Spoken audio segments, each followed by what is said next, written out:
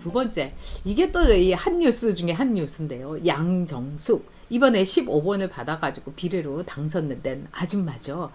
이 아줌마 정말 대단합니다. 저는 정말 이제까지 여러 아줌마를 봤지만은 이렇게 대단한 아줌마 처음 봤어요. 그래서 양정숙 끝까지 버틴다. 제가 여기에다가 정말 500원이 아니라 5만 원 걸겠습니다. 자, 근데요, 너무 웃긴 게 민주당에서 지금요 이 양정숙 때문에 골치가 아파가지고 난리죠. 근데 이게 민주당에서 지금 골치 아플 일일까? 충분히 예상할 수 있었던 것 같아요. 왜 그러냐? 이 양정숙의 경우는요 굉장히 많은 혜택을 본 거예요. 첫 번째, 양정숙이가요 인권위원이었어요. 그동안에 뭐 패스트트랙에 변호사도 이것도 뭐 공짜로 해주겠죠. 이 돈 밝히는 여자가 뭐 윤호중이도 해주고 이렇기 때문에 인권위원이라는 말하자면 직책을 갖게 됐어요. 이게 저는 차관급인 줄 알았더니 장관급이라고 그럽니다. 그러면 장관급이면은요 급료가 월급이 한 1,000만 원 정도 됩니다. 최소한. 그 다음에 승용차가 나와요. 응? 그러니까 우리 이 안영환 선수는 차관급입니다. 그래가지고 뭐 월급은 좀 나오긴 하지만 이렇게 장관급의 대우는 못 받아요. 근데 이 여자가 이거를 맡은 것도 대단하게 이 여자한테 대우를 해준 거죠. 근데 이 양정숙이란 여자가요 이거 맡은 지 정말 뭐 40일 만에 딱 나 안 한다고 한 거예요. 그래서 그때 사람들이 뭐라고 했느냐, 아니 저 좋은 걸, 저 대단한 걸, 장관급 자리를 막 너무 놀란 거예요. 근데 그때 딱 이제 두 번째 이보가 터진 게, 비례대표 받았다. 그것도 상위 순번으로 받았다.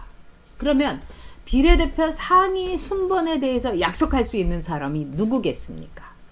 누가 양정숙이한테 내가 비례대표 준다 이랬을 때 그거를 약속을 할 수 있는 자리에 있는 사람이 누가 있겠습니까, 여러분?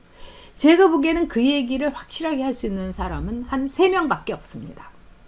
뭐 여러분도 아시겠죠? 3명이 누군지. 뭐 이응씨 다 이응씨인가 그러고 보니까 이렇게밖에 없는 거예요. 네? 와, 대단하지 않습니까? 그런 점에서 이 말하자면은 양정숙이란 여자가 그 좋은 자리를 내팽개치고서 간다. 이거는 비례대표로서 상위 순번을 받았다는 거죠. 두 번째, 비례대표에 대해서는 이상한 짓을 했습니다. 이번에 민주당에서요.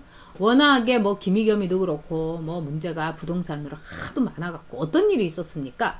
이 민주당에서 집 다 팔아라. 장관들한테도 그랬죠. 안 팔았어요. 내각에서. 노영민이도 안 팔았어요. 그 다음에 두 번째, 민주당에 말하자면은 지역구에 나오는 사람은 집을 한 채를 남기고 다 판다는 서약서를 써라. 근데 비례대표한테는 그거를 쓰게 하지 않았어요. 이게 비례대표에 대해서는 그냥 우리가 넘어갔다? 그게 아니라 저는 이거는 분명히 양정숙에 대한 배려였을 거다. 이렇게 생각합니다.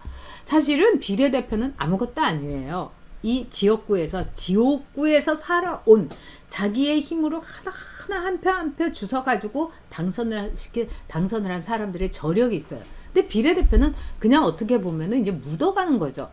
그런 점에 있어서 제가 볼 때는 이 양정숙이라는 여자, 이 여자는 뭔가 뭘 그런 걸 비례대표한테도 해 이러면서 이인영이한테 툭 이제 그런 거 하지 마 막 이러면서 반말하면서 얘기했을 겁니다. 끼리끼리니까요. 그리고 이인영이는 토지 공개념 어쩌고 저쩌고 하면서 그럼 뭐 비례대표는 뭐 얘기하지 말지 뭐 지금 뭐 물도 좋은데 그냥 가지 이렇게 얘기를 했을 겁니다.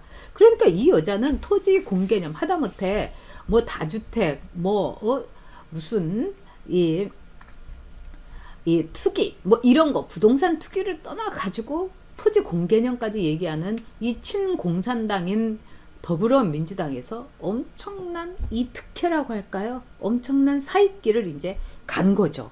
저는 너무너무 이상한 겁니다. 인권위원 사태에다가 토지 공개념 하는 당에서 더구나 2년 만에 여러분 보세요. 2년 만에 43억을 4년이구나. 4년 만에 43억을 더구나 이렇게 문재인 정권이 이렇게 개판을 치고 있는 마당에 대단한 신공입니다. 그리고 이 여자 재산이 92억이에요. 자, 92억까지는 좋은데 4년 전에 비례대표 했을 때보다 무려 43억이 늘었다고 하는데 대단하지 않습니까? 이렇게 돈을 많이 벌 수 있는 사람이 대한민국에서 더구나 집을 팔고 사가지고 누가 있겠어요. 그리고 하는 짓을 보면은요, 무지무지 웃깁니다. 네. 자, 팀버맨님께서요, 고맙습니다. 네, 슈퍼챗으로 후원해 주셨어요. 어저께도 후원해 주셨는데 너무 감사합니다. 저는 이제 우리는 그렇게 후원자가 많지가 않기 때문에 기억이 너무 잘 돼요. 자, 루키루님께서 부적격 찐들이들이다. 비례인데 무슨 정말 그랬습니다. PS 미연님 연기자 해도 되시겠다? 저한테 한 말입니까? 양정숙한테 하는 말인 것 같아요. 근데 제가 볼 때는 일단은 검증을 자기네들이 소홀히 했다. 이거를 민주당에서 얘기를 하면서 뭐라고 얘기하느냐. 이 양정숙에 대해서 앞으로 당선 무효 소송을 내겠다 이랬어요. 참 이런 걸 가지고 헐리우드 액션이라고 그러는 겁니다. 여러분. 지들이 다 이렇게 엉터리로 다 해놓고 끼리끼리 짜고 치는 고스톱 했고 또 양정숙이한테 다 가르쳐준 거죠. 소스를. 그러면 비례는 얘기하지 않고 그냥 갈게. 그러니까 고마워 뭐 이러면서 아마도 양정숙이가 워낙 돈이 많으니까 나름대로 쓸 수 있는 무기란 무기는 다 썼을 겁니다. 실탄이 장착돼 있는 여자죠.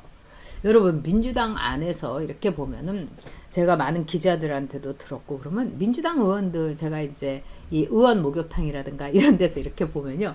민주당의 여성 의원들이 물론 한나라당에도 있습니다. 솔직히 말해서 굉장히 고급백을 명품백을 많이 들고 다닙니다. 놀랬어요 저는. 근데 그 명품백이라는 게 딱 보면은 로고가 엄청 요란 뻑적지근해가지고 나 샤넬이에요 뭐 이렇게 써있는, 그러니까 뭐 샤넬백이라고 하더라도 로고가 막 백이 이만한데 로고가 그냥 막 이렇게 있는 그런 걸 하는 거예요. 그러니까 그거에 비하면은 이제 한나라당에 이 워낙에 이제 부잣집 딸들이 또 많으니까 이 귀공녀들은 뭐 에르메스라든가 이렇게 막 로고가 이렇게 흔치 않은 그런 백을 들고 다니더라고요. 근데 그만큼 명품백을 너도나도 들고 다니는 게 오히려 민주당이었어요. 특히 이모 의원이 대단했어요. 그래서 제가 아니 어떻게 저 이모 의원은 저렇게 요란 뻑적지근하게 촌스러운 명품백만 들고 다니지? 이랬는데 제가 민주당에 저도 나름대로의 빨대가 있었는데 저한테 뭐라고 하냐면 그 여자 굉장히 돈 밝혀요. 우리도 창피해 죽겠어요. 그래서 같은 여성 의원한테도 상납받고요. 그 다음에 뭐 돈도 받고 그러죠. 누구나 다 알고 있어요. 이아무개 돈 좋아하고 백 좋아한다는 건. 굉장히 제가 볼 때는 양정숙의 무기가 아주 이 직방으로 통했을 겁니다. 그리고 지금 실탄을 장착하고 있는 사람들이 몇 명이 있겠어요.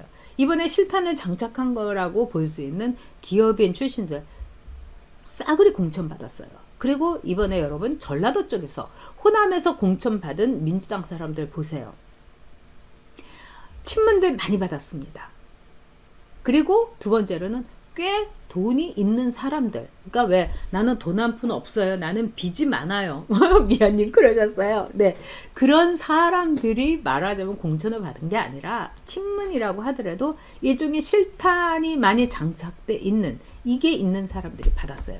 이런 거를 여러분 꽉 먹고 알 먹거라고 할 수가 있습니다. 왜? 민주당의 친문들을 국회의원으로 대거 공천한 거. 이게 왜 꼭 먹고 알 먹고냐? 첫째, 이 사람들이 빈손으로 입싹 씻었겠어요? 공천 받으면서. 그리고 공천을 받고 나서 또 답례를 하는 경우도 있습니다. 네? 그러니까 선당 후사라고 하죠. 그런 거를. 네? 먼저 당선된 다음에 후에 사례를 한다. 이게 정치권 용어입니다. 참 부끄럽습니다만. 당선되고 나서 딱 이제 이 눈치를 봐가지고 아무도 나를 주목하지 않을 것 같을 때 선당 후에 후사하는 겁니다. 그럴 일 있을 겁니다. 그리고 걔네들의 커넥션이라는 거는 더 끔찍한 겁니다. 한나라당하고 끈끈하니까요. 자, 왜 친문들, 그 다음에 자금력이 있는 사람들을 국회의원으로 공천을 하고 당선을 싹 시켰을까? 이거는 결국은 이낙연에 대해서 일종의 딱 포위를 시키는 거죠. 이낙연, 네가 호남에 등을 업는다 하더라도 여기 다 당선된 애들은 친문이야. 그러니까 네가 친문의 신기를 흐트렸거나 친문들의 눈치를 안 보면 너는 그날로 이거야. 이런 거죠. 그래서 앞으로요, 민주당 안에서도 두 가지 시나리오가 있습니다. 하나, 이낙연이 탈당한다. 두 번째, 이낙연을 친문이 제거시킨다. 두 가지가 있어요. 그래서 이낙연은 죽거나 살거나이지만 대통령은 되기 힘들다. 이게 결론입니다. 자, 그러면서 이런 꽝이 있는 거죠. 그 다음에 R은 뭡니까? 아까 말씀드린 대로 선당 후사입니다. 그래서 이 양정숙이란 여자는 뭐 선우도 했을 거고 후사도 할 겁니다. 그리고 이렇게 우리가 당선 무효 소송을 뭐 하겠다는 등 해봤자 딱 양정숙이라는 여자의 한마디에 무너지는 겁니다. 민주당에 가서 물어봐잖아요. 그러면서 양정숙이 뭐라고 했습니까? 아니, 무슨 소리 하는 거야? 제가 우리 PS 미연님을 위해서 한 번 더 연기할까요? 무슨 개소리야. 니들이 검증했잖아. 니들이 다 비례대표 검증하고 괜찮다고 해가지고 내가 비례대표 응모한 거거든. 딱 이렇게 나오는 거예요. 끝까지 버티는 거죠.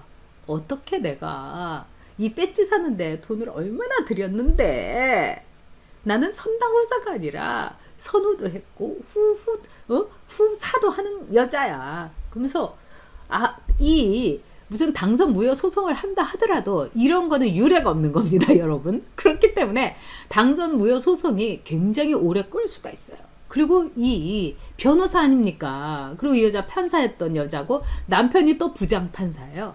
여러분, 판사들끼리의 커넥션 매우 끈끈합니다. 그래서 이 부장판사가 막 설레발을 치면서 막 다니면서 우리 마누라 말이야, 너무 억울해, 막 이렇게 되면 아직 거 뭐 나는 재판하고 싶지 않아 이러면서 자꾸 길 밀어주고, 또 이 여자가 변호사 아니겠습니까? 그러니까 온갖 논리 개발하고 그러면 양정숙은 4년 임기를 딱 채울 수가 있습니다.